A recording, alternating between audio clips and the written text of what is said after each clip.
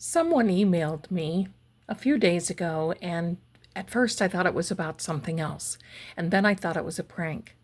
And then I started looking into it, and then I started thinking, well, wait a minute, what if that is real? So, okay, I'm going to share it with you because we are both here and all here. Here we are.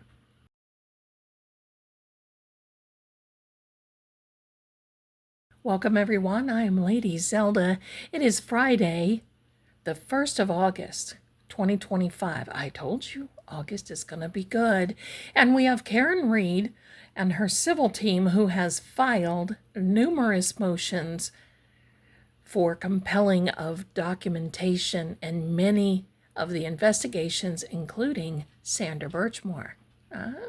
They are preparing for something really good. Now, back to what we're here for. I got an email the other day, and I get a lot of emails. Some of them I glance through, and some are really ridiculous, and then other ones are not. I read your emails, I just want you to know, and I don't have time to answer them all, and I appreciate it.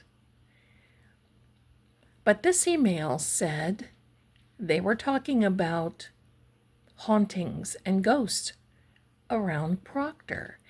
And the first thing that came to my mind was, okay, so they're talking about Proctor's Ledge in Salem, because we know John Proctor's house is haunted. That whole area is haunted. Oh boy, I'd love to be up there. But no, they weren't talking about that. They were talking about ex-trooper Michael Proctor being haunted. And they actually described themselves as being close in proximity, as in perhaps maybe sort of kind of a neighbor. Now, do I really know that this is true? No, I do not. But there were a few little things that they said in there that piqued my curiosity. And I thought, you know what? It doesn't hurt to look. I don't like to operate on speculation. I like to operate on facts. However, when I watched that interview with Michael Proctor, there was one little clue. Spiritually, number one, he's very emotional right now. And yes, it's because he got caught with his hand in the cookie jar. But I'm talking about spiritually. When there's something wrong and you're starting to feel the weight of being haunted by your actions, by the past, even the current and the present, you feel it's not going to stop. And it weighs on you. It taxes you. You don't sleep. You become emotional. But the other telltale sign is this. And I'm not casting shade on anybody, hello, okay? But there is a reason. It is obvious that he has gained a few pounds. Now, I'm not, like I said, I'm not throwing shade, right? I'm not the pot calling the kettle black here. What I am is I'm going to say that that is one of the first signs that you're dealing with something on a spiritual level. Why? It's because he's carrying the weight of this investigation on his shoulders. He's carrying the weight of the Karen Reed case and many others preceding her case. He's now carrying the weight of being thrown under the bus by his colleagues, by the Norfolk District Attorney's Office, and he's carrying the weight of starting to think that these people misled him. I also believe that he feels he's carrying the weight of what really happened with Officer John O'Keefe. With that being said, we're going to look. It doesn't hurt. Let's just pretend I didn't get that email. Let's just pretend this, and we're just going to ask, is former Trooper Michael Proctor being haunted, especially, we're going to say that, by the Karen Reed case, and especially by Officer John O'Keefe. Here we are. So, I've got the House of Zelda. I have the Maleficent cards. Sort of kind of like a Kipper, but they're a little darker. I have my trusty Piotnik, 36 cards written in 6 different languages. This deck gets more and more rare. I have had this for years. It's kind of hard to find. Maybe on eBay you can look and find, and they're used, and I don't like to buy used decks of cards, but you know, sometimes in a pinch. We're going to put these to the side, my darling. We're going to see. And we're asking, is Trooper Michael Proctor being haunted? Is he being haunted by the past? Is he being haunted by what he has done? The role that he played. Is he being haunted? Because I can tell you what, this new case coming up, or not this new case, but this case coming up with Miles King, and he is supposed to be on the stand. Oh, he doesn't want to be on the stand. No. That's another weight that he is carrying on his shoulder. Do you see what I mean? This is going to be very hard for him to shake. And I'm going to say, I think the next time you see him might even be a little bit more noticeable.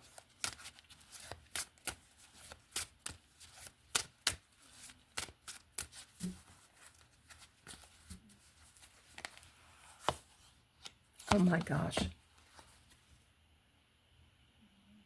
Now you all saw me. You all saw me shuffle the cards. You saw me do it.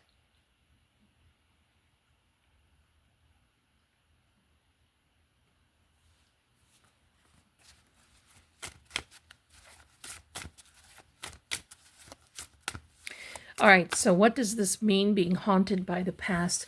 We'd like to clarify this, have some more information. There's another card, Wealth and Abundance. Okay, so he knows a lot more than what he's willing to tell.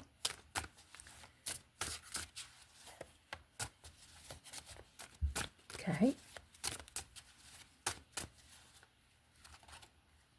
This card kept flipping. We're going to take him. It's time to look closer. And you see there's a mirror there. So I bet that he is avoiding looking in the mirror. He can't face it. Can't face himself.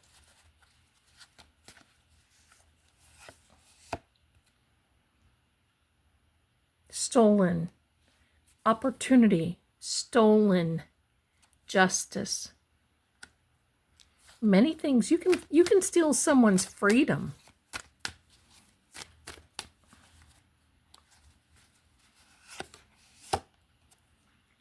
Unexpected news. So we're going to get some additional news, and I bet that it is going to be on or about when he testifies in the Miles King evidentiary hearing. Miles King, sorry. I think that's his name.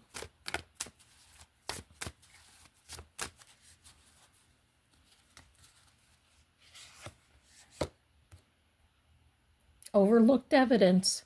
So definitely, boy, these cards are well used. I want you to know, the more I use these cards, it seems like the more vast they get. They start out like this. And then the more you use them, and the more they relax, and the more they can form. Yeah. Missing information. The key to unlock information. Okay, so now we're going to be using this Oracle deck.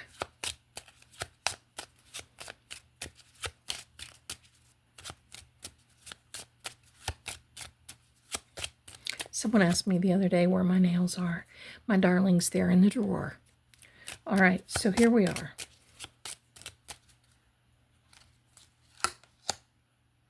stork. There's a new beginning, the birth of a new beginning. There's something new that is about to come. Oh, this one wanted to come out. A mountain. Absolutely. This has been a mountain to climb. This has been really something. He does not have the ability to navigate this mountain. He's not able to do this.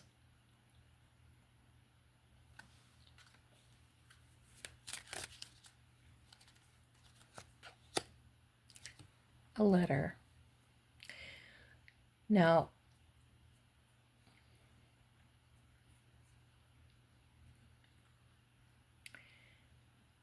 this is equal to a message of concern. And I believe this may come from his lawyer. His lawyer filed a motion or filed whatever it is because he wants to be present and active because he's afraid everybody else is going to throw him under the bus. Proctor. So there's news coming, a new beginning, and a garden. What happens in a garden? You plant seeds. They grow, they harvest. But you have to work the garden. That's interesting. Well, those two just kind of jumped, so we're going to take them. Rats? Well, yeah. Birds of a feather flock together. So do rats and mice. The book. We are about to get more information. There's a lot more that is coming. And I can tell you this, when all of this, buckle up.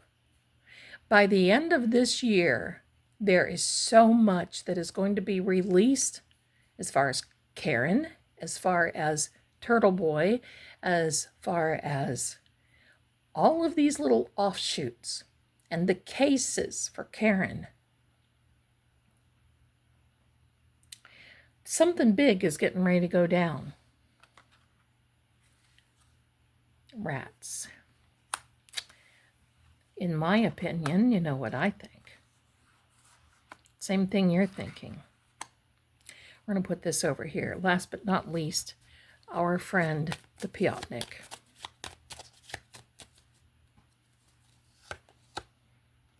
A fortune. A cornucopia of fortune. That is equal to the wealth and the abundance, but there's a fortune involved. The CW has spent a fortune on the Karen Reed case.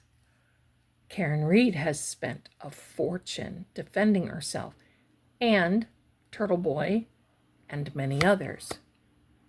There's that message.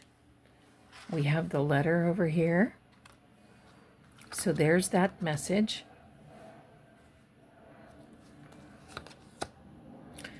A marriage. Now, this is not something marriage in itself. This is about how they are committed to this.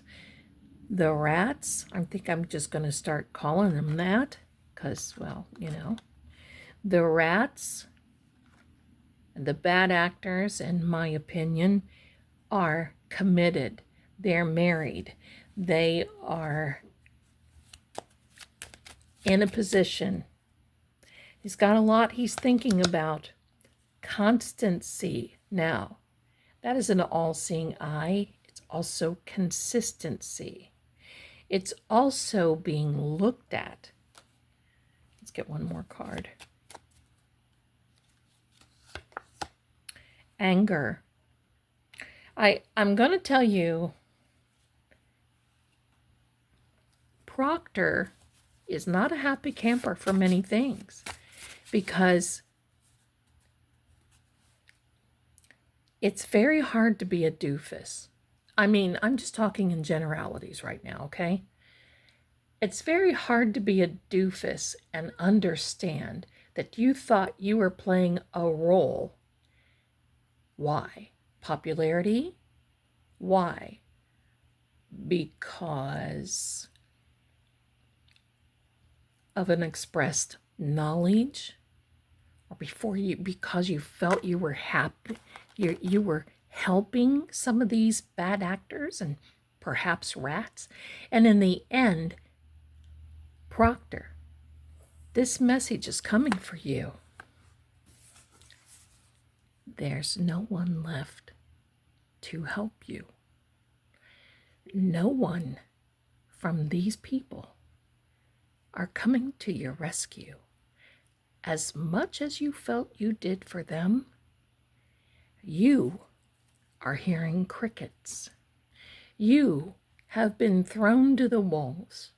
Now you'll be thrown under the bus, metaphorically speaking, and you are emerging with tire tracks on your little forehead.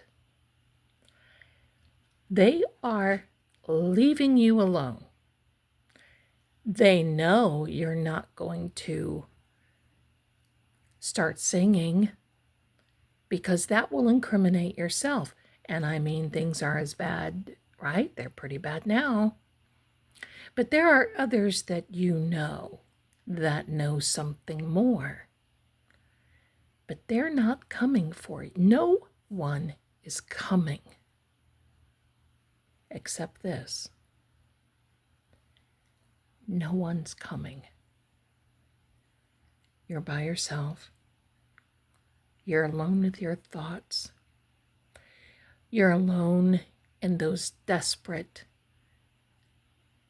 sleepless nights that this scenario runs through your mind over and over again. You can't change it. You can't go back. The only thing you can do is the right thing. And right now, you're not willing to do it. There will come a time where you consider all this because you figured out now there's no one, nowhere, no how that can protect you for the role you played. And that